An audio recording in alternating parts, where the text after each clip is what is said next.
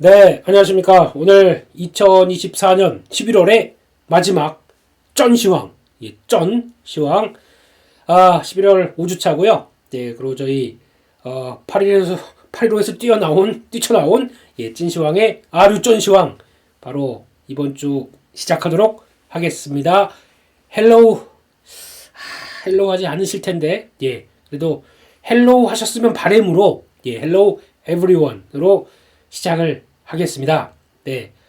한 주, 그리고 또 11월 한 달, 그리고 또 조금 겹치면 10월 달, 또 확대되기 시작하게 되면 지난 7월 달, 7, 8, 9, 10, 11. 과연 5개월 동안 뭔 짓이 있었던 겁니까? 대한민국 증시에. 이 5개월 동안 제발 그 다음 달이면 괜찮겠지. 그 다음 달이면 좀 나아지겠지. 기대와 바램과 소망은 다 어디로 간 겁니까? 이런 식의 흐름들이 나오는 거 보고 너무 속상해서 너무 짜증나서 일단 뭐 장중에 그런 분들 많으시더라고요. 다 던져버릴까? 얘가 한국 증시 도저히 안 되겠다. 그냥 여기서는 해답이 없다. 라고 그런 얘기 많이 들은 것 같고 게다가 또 아까 또 저희 채널에는 또 그런 얘기 1억을 매매했는데 3천 남았답니다. 70% 마이너스죠. 네.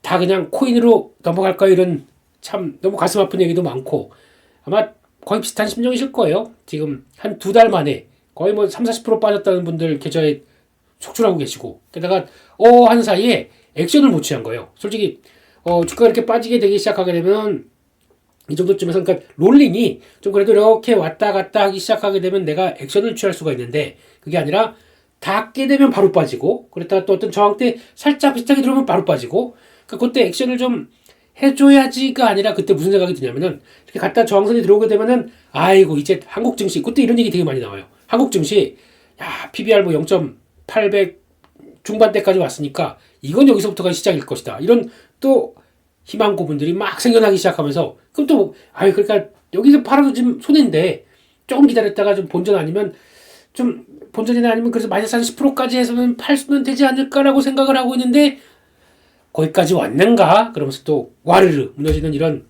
일련의 사태들을 보다 보니까 결론은 딱 그거 하나입니다. 돈 없는 시장이고요.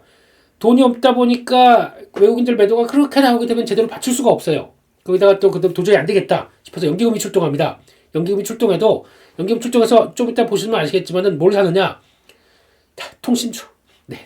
약간 저희가 별로 관심 어차피 이들도 저희가 돈이기 때문에 수익이 나야 됩니다. 그러면 어디서 수익이 날까 그러다 보니까 좀 비는 피해야겠고 그렇다고 적극적으로 삼성전자, 하이닉스 이런 쪽들 IT 쪽은 처음에 받았어요. LG에너지 솔루션까지 받았습니다. 받다가 약간 지금은 월 후반으로 갈수록 발을 빼네요. 그렇습니다. 지금의 형국이 그렇습니다. 이런 쪽에서 일단은 여러 가지 뭐 얘기를 드릴 수는 있겠지만은 지금 시장 분위기가 일단 보시면 아실 겁니다. 지금 7월달 2896, 2900, 3000 가냐 막 그러면서 좀 기대감을 키웠던 이쪽에서 거의 별이 되어 있네요. 지금은요. 거기서 한 번도 제대로 나오지 못하고 고점. 즉 고점과 저점이 낮아지는 현상들이 계속 나온다는 얘기는 그리고 이때부터 어떤 현상이 나왔냐면 그냥 딱 별거 없지 않습니까? 외국인 매도. 외국인들이 왜 팔까요? 뭐 마음에 안 드니까 팔겠죠. 한국에 대해서 얘기 나오기 시작하는 것들 그리고 또 뭐 여러 가지 얘기는 들을 수 있는데 뭐 그 중에서 뭐 정치적인 그런 건 안 하겠습니다. 근데 솔직히 그거 한번 볼까요? 만약에 외국인들이 매도가 나오고 뭐 이제 트럼프 2기가 걱정되고 앞으로 이제 본격적인 파상 공세 그리고 또 관세와 통상무역이 된다라고 하더라도 그러면 통상무역이 강화될 거는 지금 가장 먼저 급한 게 트럼프 이제 당선인이 얘기했던 거는 당선인 하니까 이상하네요. 저희 식으로 하겠습니다. 제 채널인데요, 뭐. 럼프 형님이 얘기하시는 맨 처음에 TSMC 가지고 이거 반도체 칩스 아주 나쁜 법이다. 그러면서 예를 드는 회사가 TSMC입니다. 대만 볼까요? 대만 최근에 그렇게 한번 볼까요? 이거 지금 주봉 보게 되면 물론 7월달이 고점이긴 했어요. 그러다가 다시 어디까지 갔냐면 그 부분까지 갔습니다. 그러면은 거의 뭐 다시 그 정도까지 갔다가 빠지는 거니까 뭐라고 못하겠어요. 한국 볼까요? 한국은 가본 적도 없이 그냥 그대로 침몰하고 있는 이런 현상을 봤었을 때 그렇습니다. 예, 이게 그래도 그나마 뭐 TSMC 국가다 뭐 이런 쪽으로 나오는데 그 TSMC마저도 지금 타깃이 돼 있는데 그런 나라도 최근 들어서 보게 되면 그래도 크게 뭐 밀린 게 별로 없어요. 근데 한국은 똑같은 자리다. 그러면은 지금 여기가 아니라 그 비슷한 자리다 그러면 지금 솔직히 2,500대는 지켰어야 됩니다. 그 밑으로 확 빠지는 거는 막판에 또 약간 돌려놔요. 뭐예요 이게? 거기다가 또 그러면은 일본도 전통적으로 일본도 알려지기로는 예 흑자 대미에 대해서 흑자가 많은 나라죠. 그런 쪽에서 봤을 때 지금 일본도 보게 되면은 그래도 버티고 있어요. 이게 뭐지?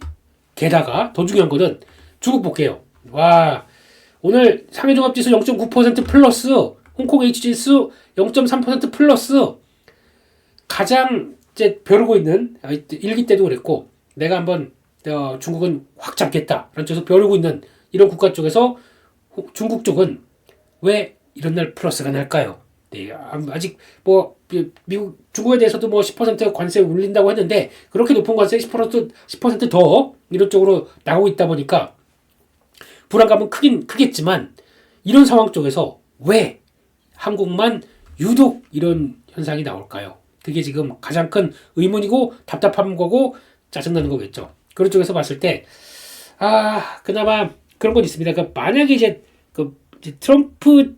트럼프의 시각적으로 럼프 형님의 시각적으로 본다라고 하게 되면 첫 번째 그런 건 있습니다. 일단 내가 어디 보자 이제 리스트 한번 뽑아봐. 그럼 이제 대미 흑자가 많이 나는 국가 쭉 봤었을 때 한국의 입장으로 보게 되면은 2015년도부터 18년도까지는 오히려 책제가 이렇게 쭉 나다가 그러니까 대미 흑자가 조금 많이 늘어났다가 이렇게 쫙 다시 좀 주춤했던 그런 식입니다. 그래서 약간 정체됐다가 이번에 2022번 사이클 때 특히 이제 AI 쪽에 대한 혁명이 나오다 보니까 우리는 그래도 반도체 그리고 또 조선 그리고 또 뭐 자동차 특히 자동차도 그렇죠. 그냥 직접적으로 미국으로 간다라고 하게 되면 반도체랑 자동차겠대요. 그러니까 대자동차가 있고 석유화학 관련된 쪽들 이것도 같이 들어가다 보니까 그런 쪽에서 잘하다 보니까 또 그렇다고 흑자 많은 것들 보면 또 화장품 이런 것도 있는데 그거 해봐야 그렇게 크게 안 됩니다. 근데 그럼에도 불구하고 여기서 나왔던 이제 흑자 규모가 크다 보니까 다시 이제 늘어나다 보니까 이렇게 성적표 갖고 오게 되면 잠깐만 우리한테 이렇게 흑자 많이 낸 나라가 한국이 있네. 오케이. 그러면 자 준비해. 그러면서 가야 되는데 그러면 그렇게 걱정이 될 거고 그렇게 이거부터 때려야겠다 싶겠으면은 가장 먼저 왜 관세 발표를 캐나다랑 멕시코를 하고 자기 딱 국가 있게 되면 북미, 남미 쪽으로 들어간 거죠. 그런 쪽으로 들어가고 그러면 한국이 기분 나쁘다 그러면 한국부터 척치기 시작했어야겠죠. 트럼프 입장 쪽으로 봤을 때는 아닙니다. 한국은 일단 가만히 있습니다. 왜 이럴까요? 이게 더 중요한 거 아닐까요? 사람의 심리적을 좀 이용하는 거 아닐까요? 그 먼저 위아래 치기 시작했다 그러면 다른 나라들 다 긴장하고 떨고 있겠죠. 그런 쪽에서 자 이제 얻을 거 얻고 하기 위해서 관세를 준비하는 과정이다. 그러면은 지금 저희가 그러니까 너무 그렇게 나오다 보니까 우리 벌써 관세 한 30%씩 맞아보는 느낌이에요. 거의 다. 그래서 종목들 먼저 빠져버렸어요. 아직 액션은 요만큼도 보여준 거 없는데 지레 지급하고 이게 뭡니까? 이런 쪽으로 나온다는 것 자체가 그만큼 거기다가 외국인들도 외면하고 있습니다. 그러다 보니까 더 그런 거예요. 차라리 외국인들이 그렇게 격한 반응이 안 나왔었으면 모르겠습니다만 이게 그렇게 격한 반응이 나오는 과정들이 이어지다 보니까 거기다가 또 요즘 보면 글로벌 IB들은 계속 돌아가면서 한국 비중 축소, 한국 고생할 거다. 계속 이거 날리고 있어요. 그렇게 되면은 왠지 불안한 거죠. 그러다 보니까 자금들 빠지고 하는 현상 쪽에서 오히려 더 이런 타격들이 더 들어오지 않나. 그러면은 자금들이 예전처럼 만약에 한국 증시 쪽에서 충분히 그래도 이렇게 싸게 되면은 이거 한번 볼까요? 이 정도쯤에서 딱 들어가게 되면 2,500 밑으로 가게 되면 거의 뭐 PBR 한 0.85 정도 된다고 하죠. 예. 하다못해 한국가의 밸류를 PBR로 따지는 나라 PBR 개념 따지는 나라 우리나라밖에 없을 거예요. 다 보게 되면 선행 PR 정도쯤에서 예전에 S&P 500 같은 경우는 과거 한 10년 동안 PR 봤을 때 한 18배 지금 한 22배 좀 비싸긴 하네. 그래도 자금 다 일로 들어오는데 뭐 계속 가보는 거지 뭐. 이런 쪽에 대한 변화와 하다 PR은 이제 계산 지쳤어요. 거기다 또 변동성도 너무 커요. 그러다 보니까 이제는 하다 PBR로 체크하면서 시장을 보는데 이거마저도 그냥 외국인들 흐름에 그냥 우르르 무너져 버리고 이거 싸다고 들어갔습니다. 근데 외국인들 계속 팝니다. 그렇게 되면은 싸다고 들어갔는데 싸다고를 맞고 있는 꼴이지 않습니까 지금요? 이런 현상이 나오고 있었을 때 성공은 할 수는 있다고 봐도 만약에 그러다가 한 번 더 우르르가 외국인들이 그러면 이렇게 모를까요? 그들도 만약에 한국의 밸류가 0점 된다 라고 생각하는데 여기서 그러면 더 7,500억을 판단 얘기는 이게 뭘까요?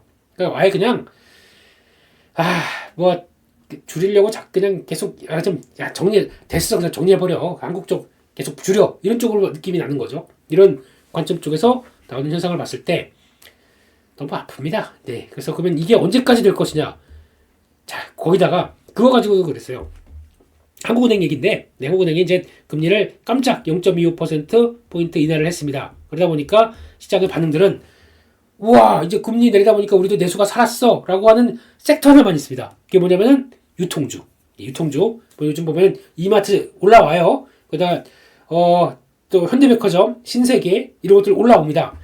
이제 내수가 극한이다 보니까 금리가 내리건 것 가지고 좀 변화가 되고 있지. 요거 올라오고 건설주 올라옵니다. 보니까 그 무거운 DL이 또 대주주의 악랄한 행위를 하는 DL그룹, DL ENC, 뭐 또 GS건설 이런 거 올라옵니다. 금리가 내리다 보니까 우리 좀 살았어. 왜냐면 지금 보니까 롯데도 지금 보니까 롯데 쪽 재무 보니까 생각보다 조금 좀 그러네요. 그렇게 왜 시장이 걱정을 했는지 알 것 같아요. 그러다 보니까 그런 변화가 나올 흐름들 쪽에서 그러면 금리가 내려가면 그거 어디야? 라고 하는 이런 반응들이 나오다 보니까 시장에서는 그래 이제 살 것 같아가 아니라 잠깐만 왜 한국은행이 갑자기 금리 인하를 했지? 따져보자. 그랬는데 금리 인하를 한 배경을 쭉 얘기를 합니다. 너무 내수가 위축되어 있기 때문에 내수 위축 가지고 이거 그대로 가게 되면 안 되겠다라는 얘기들. 근데 대한민국에서는 솔직히 내수 위축을 어떻게 판단하냐면은 제가 느끼기엔 그래요. 만약에 주가 지수가 뭐 예전에는 2,000포인트가 한계였거든요. 2,000포인트만 가게 되면 와 막 또 객장에서 막 폭죽 터뜨리고 막 거의 뭐 잔치 분위기였고 그게 한 서너 번 하다가 쭉 IMF 맞고 그다음에 다시 뭐 이런 변화가 있긴 했지만 내수는 주식시장 좋고 부동산 좋고 그러면은 한국은 그러니까 구조상으로 보세요. 우리 자산 구조를 보게 되면은 거의 부동산을 하나 거의 갖고 있고 거기다 현금 거의 없는 구조지 않습니까? 부동산 올라가면 돼요. 근데 부동산이 올라가면 되는데 부동산도 좀 기형적인 구조지 않습니까? 즉 강남 만약에 여기서 약간 돈이라도 풀려지기 시작한다. 약간 좀 숨통을 좀 펴준다. 그럼 어디가 올라가냐면 아이고 우리가 살고 싶은 동네 강남으로만 다 몰립니다. 강남 뭐 마용성 뭐 이런 것들 마포 용산 성수 뭐 이런 것들 그쪽으로 가고 싶은 동네만 쭉쭉 올라가고 나머지는 여전히 미분양에서 헤어나질 못해요. 그러다 보니까 그러면 사람들이 어떤 반응을 하냐면 야 부동산 살린다고 그래 그러면 야 현금 있는 거 해가지고 글로 들어가야 되나? 대출 있는 거 다 땡겨. 야 이번이 마지막으로 강남 들어갈 기회야. 라고 있다 보니까 그게 왜곡되기 시작하는 거죠. 그런 쪽으로 왔었을 때 예전처럼 부동산을 살릴래도 살리지도 못하고 한 쪽만 나오고 이런 현상이 나오다 보니까 내수는 완전히 지금 기형적인 모습을 가지고 있다라고 봤었을 때 일단 안 되겠다. 지금 자영업자분 코로나 이후부터 자영업자분들이 너무 고통받는 것들이 다 이제 엮이면서 여기까지 들어온 거죠. 그런 쪽에서 이걸 살려보겠다라고 들어오는데 거기서 얘기하는 것 쪽에서 그런데 이런 식의 흐름들 때문에 이제 수출이 이제 증가분이 거의 없이 밋밋하게 되는 기저효과가 이제 사라지고 수출이 거의 밋밋하게 된다라고 하면 어떤 현상이 나오냐면 일단 올해 성장률 그래도 그나마 수출에 대한 내수가 전혀 안 되다 보니까 수출 쪽으로라도 뭔가 좀 돌파구를 마련해서 그나마 괜찮았다라고 하는데 2.4를 얘기했던 걸 2.2로 봅니다. 그러니까 즉 2024년 기준으로 보게 되면 한국의 GDP 성장률 2.2 그러니까 0.2가 낮아진 겁니다. 0.2%포인트가 이렇게 낮췄습니다. 그러니까 금리는 했겠지라고 했으면 여기까지는 좋은데 2025 1.9% 성장 2026 1.8% 성장 그렇게 되면은 가뜩이나 그래도 성장이 그나마 유지만 된다고 하더라도 어딜까 싶은데 계속 성장률이 떨어지기 시작합니다. 그러면 이게 폭은 0.1%라고 하더라도 증감률을 보게 되면 감소폭이 큰 거죠. 이렇게 나오는 국가의 흐름을 봤을 때 그것도 한국은행이 중앙은행이 이런 식으로 얘기를 한다. 그러면 성장이 없는 국가 쪽에 외국인들이 가만히 있을까요? 근데 여기서 잘 보시게 되면은 그러면 올해 2023년부터 2024년까지 넘어올 때는 그래도 수출이 기여했습니다. 수출이 기여하는 것 중에서 반도체가 큰 역할을 했습니다.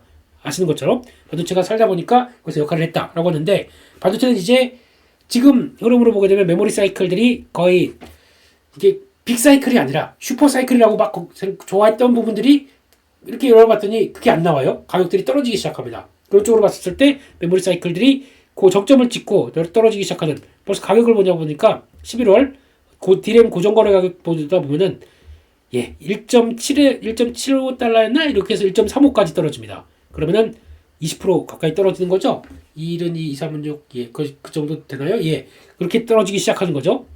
이 정도 부분까지 보게 되면은 결국은 그렇게 먹여 살리던 반도체가 이제 약간 떨어지기 시작하고 제일 최악은 1분기는 적어도 최악일 것 같다라는 쪽으로 얘기가 많이 나오다 보니까 그래? 그러면 더 이상 성장 동력이 이거보다도 더 빠질 수가 있겠네라고 생각하다 보니까 반도체 흔들리면 안 되겠지. 그러다 보니까 그때부터 외국인들이 주구장창 삼성전자를 팔기 시작했었던 거고 하이닉스도 그나마 된다라고 봤는데 하이닉스는 딱 몸통이 그거죠. 엔비디아가 지금 실적이 4분기는 생각보다 정체될 걸로 블랙윌 시리즈가 이제 반영돼서 거기에 성장을 탁 튀을 걸로 알았는데 4분기가 아니라 내년으로 넘어가기 시작합니다. 본격적인 출하는. 그렇게 되면은 4분기보다 1분기로 넘어가게 되면 4분기 공백이네요. 그러다 보니까 엔비디아가 취약한 거죠. 그렇게 되면은 하이닉스는 엔비디아 그런데 하이닉스는 또 기대할 게 뭐가 있어. 그러다 보니까 실적 전망치 낮아지고 이런 과정들이 나와서 최근 들어서 더 몰매를 맞는 거죠. 게다가 더 중요한 거는 이제 계속 얘기 나오는 거지만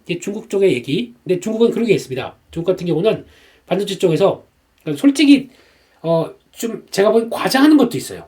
중국이 2015년도에 중국의 반도체 자립 계획이라고 있었습니다. 반도체 자립 계획을 가지고 야심차게 생각을 하면서 앞으로 우리 10년 뒤 2025년 가게 되면은 우리 필요한 반도체 작업하겠어. 라고 해서 목표치 70%를 얘기를 했습니다. 작업 자족률. 그래서 와 그러면서 그때부터 본격적으로 아마 그때 그쪽으로 가신 분들 꽤 있더라고요. 그래서 좀 여러 가지 인력 들어오고 여기다 지금 알려진 것만 하더라도 수백 조를 쏟아부었습니다. 그 중에서 가장 큰 사건 있죠. 중국에서 반도체 세운다고 한 열몇 명이 사기쳐가지고 중국에서 우리나라 돈으로 몇십 조 가까이를 땡겼다가 다 공중분해시키고 그냥 어디론가 가버린 이런 사건들도 있는 것처럼 수백 조가 들어갔습니다. 그러면은 반도체 자립하게 되면 가장 먼저 메모리가 들어가 있을 거고 메모리 쪽 또 디램이나 낸드가 있을 거고 거기다가 파운드리까지 이런 것들 다 하겠다고 야심차게 계획을 보면서 돈 많이 쏟아부었습니다.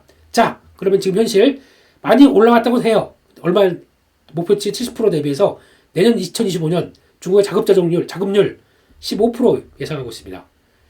70%와 15% 간격이 엄청 크죠. 그러니까 돈 많이 있다고 되는 건 아니에요. 그럼에도 불구하고 그렇게 돈 쏟아붓고 니네 그냥 다 생산해. 우리 뒤에 누가 있어? 우리 인민정부 중국이 있어. 쫑거 있어. 쫑거. 그래서 보니까 거기서 나오는 것들이 무조건 뭐 수율 안 나와도 괜찮아. 그냥 뽑아내라고 하다 보니까 나오는 현상 때문에 그래도 수율 안 좋고 뭐 품질 모르겠습니다. 일단 와 이게 디램이래 이러면서 나오기 시작하면서 작업자족하기 시작하고 이런 변화가 나오기 시작하면서 결국에는 전 세계 그러니까 디램 점유율이 이건 올라갑니다. 점유율은 올라가요. 작업자족하기 시작하면서 그걸 안고 점유율이 올라가는 건 다른 문제지 않습니까? 그러다 보니까 그런 쪽에서 안고 가지고 긴장을 하기 시작하는 거죠. 돈을 그렇게 또 앞으로 더 쏟아붓으면 좋을 수 있겠죠. 왜냐면 지네가 찍어내면 그들도 자기네 기축 통화래요.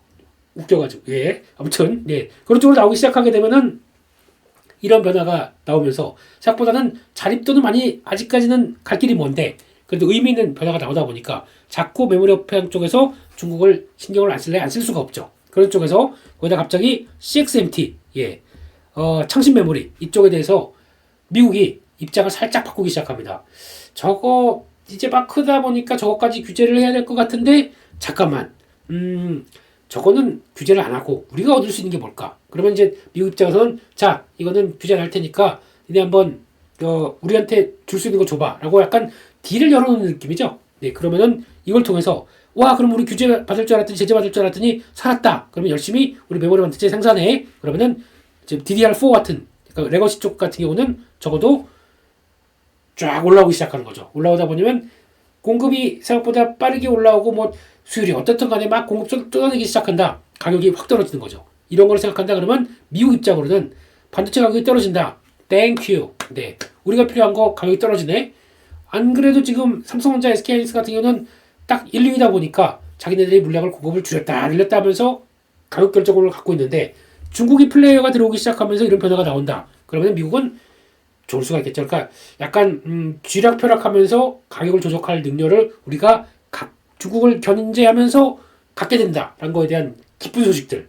이게 미국은 어차피 수입을 해야 되는데 가격이 떨어지면 가장 좋은 거 아닙니까? 이런 쪽의 변화를 가져가고 있다. 이것도 만만치 않은 메모리 업황의 또 다른 배경이 있다고 봐야 되겠죠. 그런 쪽으로 봤을 때 거기다 또 그것도 그래요. 만약에 지금 메모리 업체를 엔비디아가 계속 삼성전자 가지고 이렇게 해줄 듯 안 해줄 듯 뭐 그건 뭐 여러 가지 설이 있겠지만은 그래도 그걸 통해서 일단 SK 하이닉스를 자꾸 쥐락펴락하는 거죠.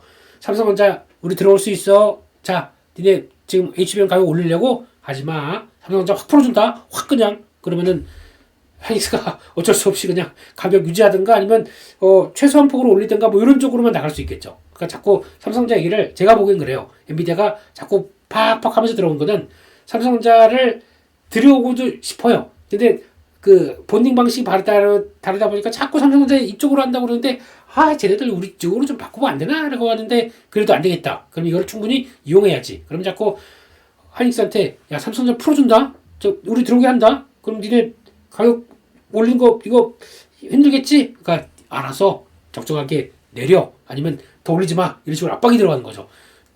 비즈니스 세계는 참 그런 것 같습니다. 이런 식으로 이것도 이렇게 쫙 쓰니까 또 그렇게 얘기하시네요. 저 정신 사나운 사람 얘기하는 거랑 똑같이 저 판서도 저렇게 해네. 죄송합니다. 제 스타일입니다. It's my style. 그래서 그런 쪽으로 보게 되면 아무튼 메모리 업체가 지금 외국인들이 매도하는 입장은 첫 번째는 아까도 그 얘기를 잠깐 드린 것 같은데 이게 갑자기 왜 이렇게 됐죠? 메모리 업체들의 국내 업체 수출에 대한 여러 가지 얘기들 이게 수출에 대한 정체와 함께 아까 말씀드렸던 메모리 업황도 그렇고 거기다 반도체 쪽도 이제 간접 연결을 시키는 것 같고 한국의 국가 GDP도 떨어지기 시작하고 거기다 뭐 정책은 안 하겠습니다 이런 거 뭐 해봐야 아무 도움도 안 되는 거 서로 또 이제 댓글 그런 거 달지 마세요. 지금 이제 다 보고 있어요. 그게 이제 이거 저 싫어합니다. 근데 아무튼 뭐 그것도 차라리 그냥 국가 주도로 해서 중국처럼 중국이 바람직하다거나 좋다는 건 아닙니다. 약간 딱 틀어잡고 있으면은 그러니까 국가의 힘 아니면 정부의 힘이 강력하게 되면은 컨트롤할 수 있지 않습니까? 아무리 만약에 그러면 지금같이 외풍이 막 흔들리고 트럼프가 어떻게 된다고 하더라도 걱정 마. 우리에게는 이게 좀 했으면 좋겠어요. FTA가 있는데 FTA 규정에 따라서 니네가 만약에 지금까지 같이 관세를 내리고 그러니까 자동차를 봐도 그래요. 우리가 거기까지 그러니까 FTA 규정을 통해서 거기 가서 파는 것 관세와 그리고 또 미국에서 들어오는 외제차 관세 똑같이 같이 낮춰주고 그 다음에 FTA 협약에 따라서 그대로 대응하게 되면은 이거 가지고 문제를 하면 될 거 아닙니까? 이런 거 있는데 뭘 그렇게 나오느냐 하고 강하게 나가면 되는데 지금은 무슨 태스크포스를 운영해서 뭘 하고 있다 그러고 있는 게 현실입니다. 그게 당당하게 나가면 될 거 아니에요. 저희가 가서 이상한 제품 가지고 사기를 쳤습니까? 뭘 했습니까? 근데 그걸 가지고 왜 이렇게 질질댔는지 모르겠어요. 그러니까 그런 믿음 아니면 강력한 우리 액션을 취할 수 있다. 이런 것들에 대해서도 전혀 없이 그냥 있다 보니까 벌써 관세 두드려 맞은 것처럼 주가들이 다 움직이고 있는 현상을 봤었을 때 얼마나 답답합니까? 그런 쪽에서 이런 여러 가지가 섞여 있다 보니까 나오는 변화라고 봐야 될 것 같고 거기다 지금 달러가 강세고 거기다 또 10년물 국채금리가 올라가고 거기다 지금 보니까 이렇게 되기 시작하게 되면 미국의 지금 물가가 제대로 안 떨어질 것 같아서 금리도 인하가 제대로 안 될 것 같고 이런 얘기들 이건 모릅니다. 이건 내년 가게 되면 잘 보니까 그런 것도 있어요. 유가를 지금 이제 트럼프 입장 쪽으로는 이제 우리는 화석연료로 드라이브를 걸겠다. 그래서 화석연료 쪽을 계속 강화시킬 걸로 보잖아요. 그런데 만약에 이게 그러면은 유가 그러면 원유도 채굴이 크고 LNG도 같이 늘어나고 하는 이런 화석연료가 들어오기 시작하게 되면 일단 유가는 이제 공급이 늘어나다 보니까 떨어지는 쪽으로 나오겠죠. 근데 유가가 만약에 60달러 정도나 아니면 그 이하로 떨어진다. 그러면 반대로 뭐 하냐면은 아무리 정부가 야 힘내서 빨리 채굴해 괜찮아 우리가 다 뒤에 있어 대출해 줄게 그래도 안 합니다. 왠지 아세요? 미국은 자본주의 사회예요. 아무리 정부가 대출해주고 뭐하고 지원을 한다고 하더라도 내가 딱 봤을 때 유가가 더 공급 증가 때문에 빠질 것 같잖아요. 쉐일 오일 안 파요. 그냥 딱 기다립니다. 아니 여기서 최상적이 그 떨어질 건데 옛날에는 60, 한 70달러 때 가게 되면은 아우 내가 여기서 닭가 한 45달러던데 그럼 거기서 한 15달러 먹는데 70달러 가게 되면 25달러 먹다 보니까 열심히 파겠죠. 근데 60달러 밑으로 떨어진다. 내 BEP가 단가가 50달러, 그러니까 50달러 때 떨어져서 50달러 때까지 들어온다. 아니 5달러 먹자고 이렇게 어려운 짓을 해? 안 합니다. 그러면 이게 오히려 공급이 확 주는 거죠. 그래서 이런 쪽으로 보게 되면은 지금 가격 논리에 따라서 움직임이 많을 거예요. 지금 얘기로는 화석연료 가지고 어쩌고저쩌고만 얘기를 하는데 그거보다는 이런 가격 논리까지 따진다라고 생각하게 되면 생각하는 것보다 그렇게 많이 안 나올 수도 있겠죠. 그래서 그렇게 되게 되면은 밑에 또 하나는 지지를 하는 현상이 나올 거고 그러면 나머지 이제 정책들 트럼프 정책들이 뭐 감세한다 그리고 그걸 관세로 매긴다. 근데 관세도 지금 반대로 보세요. 관세를 가지고 이제 무조건 올린다는 게 아니라 이걸 가지고 또 정치 그러니까 타국과 다른 나라와의 어떤 협상 수단으로 사용한다. 그러면은 관세를 안 올릴 수도 있습니다. 그 반대로 말씀드려 볼게요. 관세를 안 올리게 되면은 거기 근데 감세는 해줍니다. 법인세 인하하고 또 소득세 같은 경우도 두 단계로 그래서 뭐 15% 30%였나 하여튼 뭐 이런 식으로 두 단계로 탁 줄여보가려 가지고 소득 이 감세가 들어가기 시작한다. 개인과 기업들 모두 다. 그 부족한 재정은 어떻게 합니까? 그 재정들은요. 그러면은 관세도 그냥 이용만 하다가 우리가 충분히 얻었다는 걸 생각한다 그러면 안 해. 그러면 이거 펑크 나는 거죠. 그거에 대한 메꾸는 부분 생각하는 이런 것도 나오겠죠. 그러다 보니까 그 펑크를 일단은 국가 효율부, 정부 효율부라고 하는 우리 머스크 형님부터 총출동해서 이거 한번 해봐라라고 하는데 쉽지 않을 거예요. 이 공무원 물론 생각처럼 누가 촉대를 매서 국가를 위해서 뭘 한다라고 하는 이런 정책들은 나쁘지 않겠지만은 저항이 얼마나 심할 것 같습니까? 그리고 또 그 공무원이 만약에 내가 또 열심히 다니고 있었던 공무원인데 너는 지금까지 재정을 낭비하던 원흉이야. 집에 가라고 하게 되고 그러면 거기서 나왔던 가족들 거기 나왔던 친지들 잘리면 뭐합니까? 집에 가서 또 맥주만 마시면서 막 또 정부 욕 막 하겠죠? 그럼 그게 또 돌고 돌아 정부의 반감이 커지게 되면 정치인들이 좋아할까요?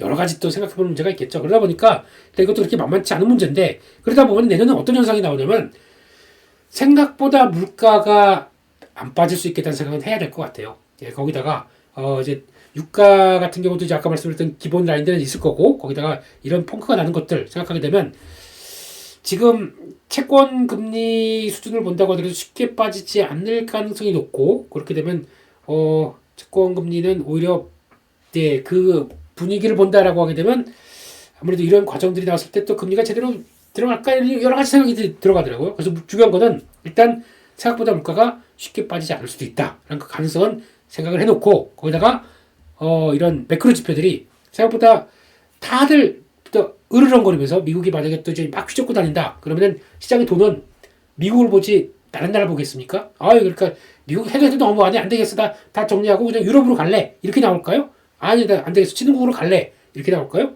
아닐 수가 있겠죠. 그러니까 역시나 싫어도 근데 미국 하는 거 너무 짜증나는데 왜 뭐 자꾸 와가지고 무슨 뭐 협상하자 그러면서 안 해? 그러면 뭐 관세 올린다 이러고 짜증나 죽겠는데 그러면서도 자금은 그로 갈 수밖에 없어요. 왜냐면 아직 지금 시장 분위기는 그들의 포커스를 맞춰 있으니까 그런 쪽으로 봐야 되겠죠. 그래서 만약에 물가가 제대로 안 빠진다 그리고 또 금리가 제대로 쉽게 못 내린다라고 하게 되면은 달러는 강세에서 크게 강세 기조로 나갈 거고 거기다가 한 분기에 막 2.8% 성장하는 흐름을 보여준다. 이게 그대로 유지가 된다.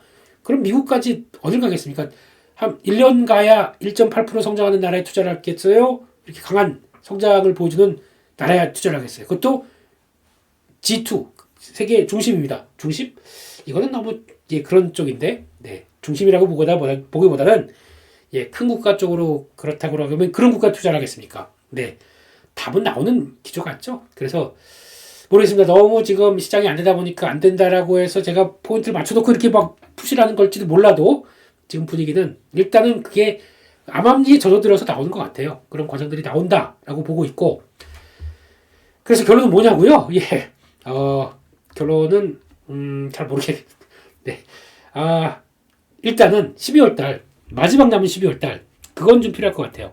12월마저도 이런 식으로 외국인들이 계속 한국 시장 관심 없어 한국 시장 탈출할래라고 하는 엑소더스를 계속 보여주고 있고 한국에서는 그러면 한국에서도 지금 입장으로 보게 되면 자금이 들어와서 아유 외국인들 받는 거 이렇게 싼데 외국인들 계속 빠지다 보니까 이렇게 싸진 거 사야겠다라고 하는 이런 매수의 근거. 뭐 연기금이 들어온다고 하더라도 연기금은 또 눈치를 볼 수밖에 없겠죠. 그러면 그나마 좀 자유롭게 개인들이 산다라고 하는데 개인들이 산다고 사는 게 아니라 그냥 받쳐놨다가 다 체결되는 거죠. 그런 쪽인데 그거마저도 개인들이 지금 안 들어옵니다. 왜냐면 지금 신용을 본다고 하더라도 잘 나오는 게 신용이 지금 잔고가 16조 5천억입니다.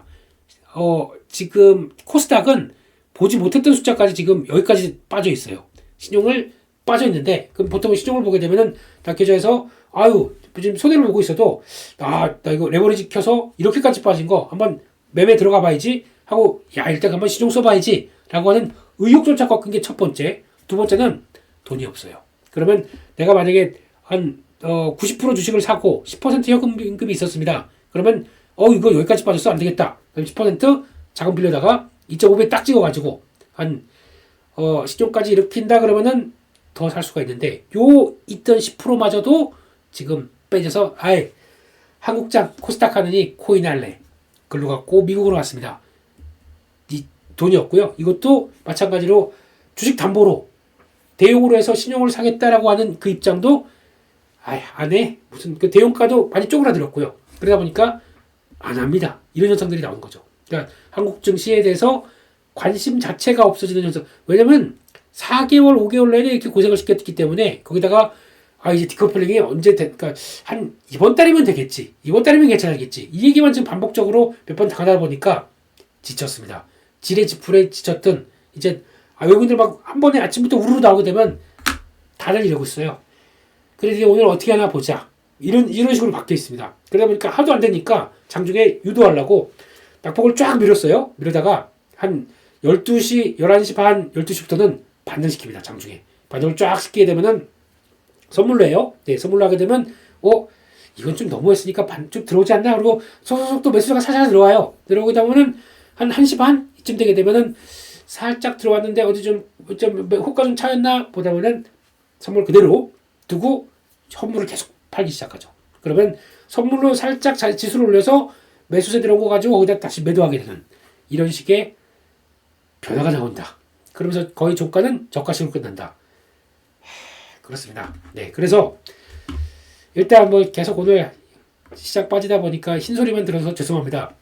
자 다음 주에 이런 종목 공략하시죠. 이렇게 나가야 되는데 저희 쩐시황에서는 일단 큰 그림도 그려보고요. 네, 종목 얘기는 시장 안정되게 되면 제가 또 수급하는 거 있잖아요. 그거부터 무지막지 말씀드리겠습니다만 지금은 답답해서 그래요. 그냥 지금 여기서 종목들 자 이제 다음 주에 이거 사시고요. 자 이 섹터 제가 뭐 엔터주 좋게 봤으니까 엔터주 가는 거 맞죠? 야 이거 제가 한 거예요. 제가 이런 거 하고 싶은 사람 추호도 없습니다. 네 그런 거 전혀 없고요. 지금 분위기는 일단 딱 다음 주 초 12월 초 중요합니다. 12월 초 들어갔을 때 여기서 바로 이 자리. 그러니까 제가 혹시나 하도 그러다 보니까 이제 소설 쓰고 있고 색안경 끼고 보고 있고 막 그렇습니다.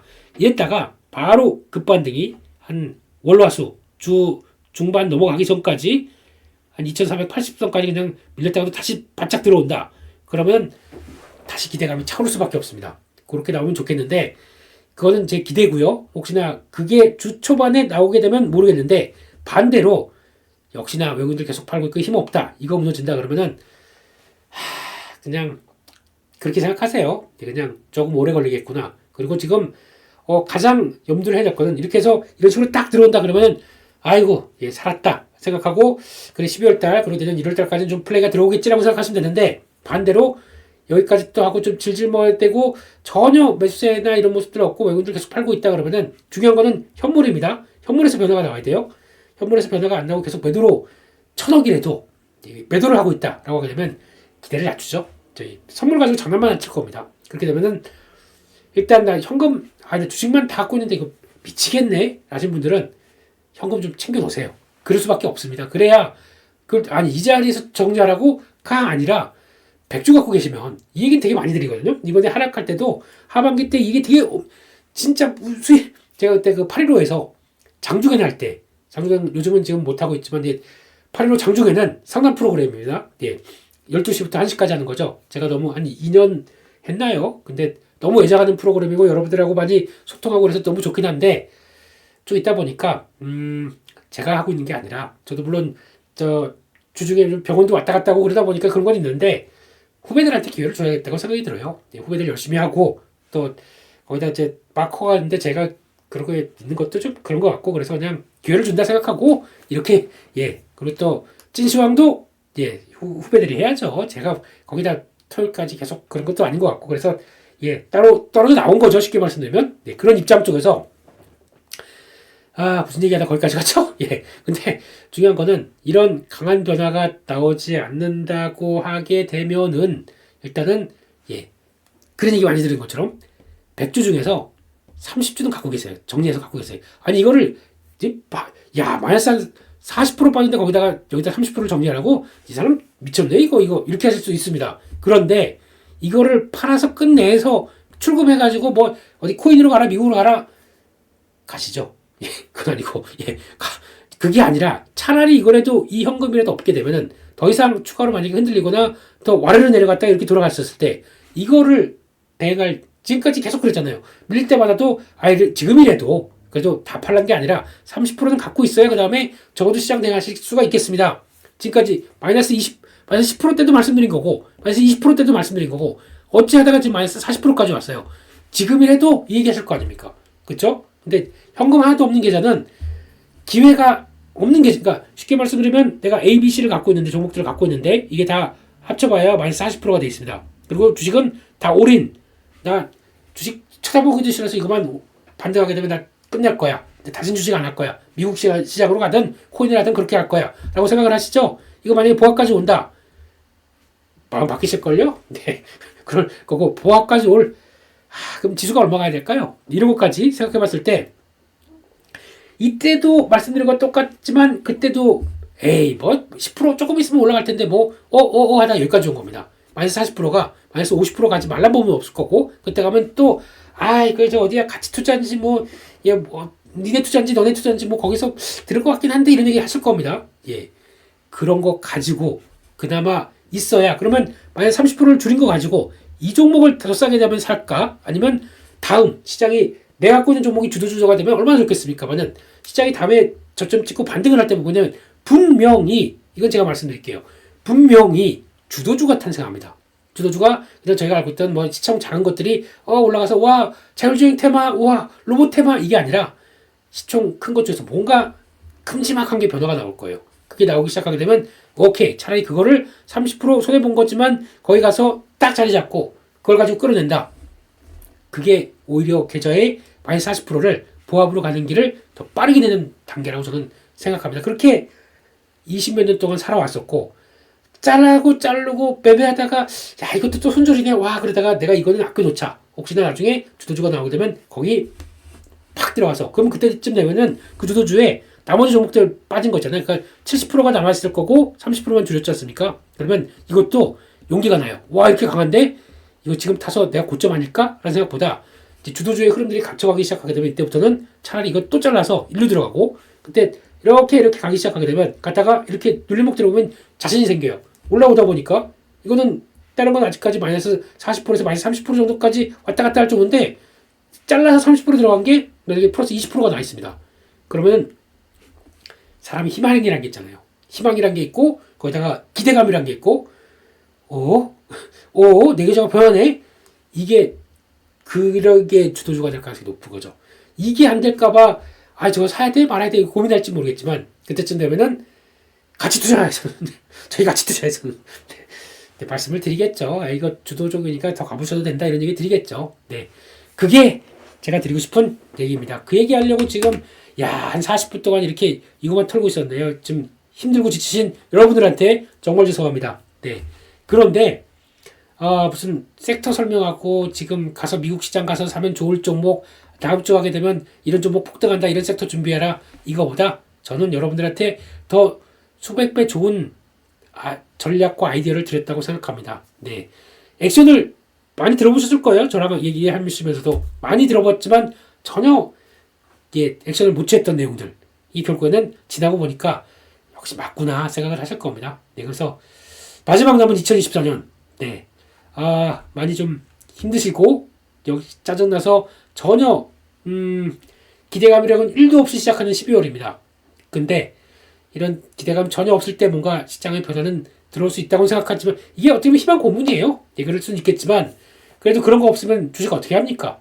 뭐 앞으로 내일 그래도 오늘은 힘들었지만 내일은 나아질 거라고 하는 이런 변화. 그리고 특히 지수가 못 가면 시장보다 강한 섹터에서는 내가 다음은 10,000원이라도 5,000원이라도 벌고 끝나겠다라고 하는 이런 강인한 예. 저 절망에서 피어나는 희망의 꽃. 네. 꽃을 여러분들한테 하나씩 나눠드리고 싶습니다. 그런 심정입니다. 네. 지치셨겠지만 그리고 더 이상 주식의 주자도 듣기 싫겠지만 그리고 저 맨날 나와서는 이 사람 이것도 보기도 싫겠지만 예. 맨날 하는 이제 드립하니까 이제 짜증나 죽겠고 뭐 하는 얘기 똑같은 것 같고 그러시겠지만 그럴 때가 바닥일 수가 있습니다. 근데 그렇다고 지금 바닥이라는 것보다 그런 마인드로 관리해놓고 내가 이거는 현금은 안정되게 되면 분명히 쓰겠다라고 하는 이런 마인드로 보시게 되면 그나마 요만큼이라도 낫지 않을까라는 생각으로 네, 힘내시고요. 네, 화이팅 하셨으면 좋겠습니다. 2024년이 이렇게 지나가네요. 너무 허망합니다. 네, 뭔가 열심히 했는데 계좌는 전혀 불응무의 반응이었고 그냥 집에 가면은 가족들한테 괜히 미안한 것 같고 이렇게 손해본 계좌 와 이거 월급으로 치면 몇 개월치야 그러면서 괴로워하실 것 같고 예, 다 이해합니다. 예, 그런 쪽에서 그냥 다른 거보다 11월 마지막 날 여러분들 한 분들 다 계시면은 제가 프리허그 쓰담쓰담 네, 해드리고 힘내시라고 예 그리고 또 고생 많이 하셨다고 그렇게 말씀을 드리고 싶고요.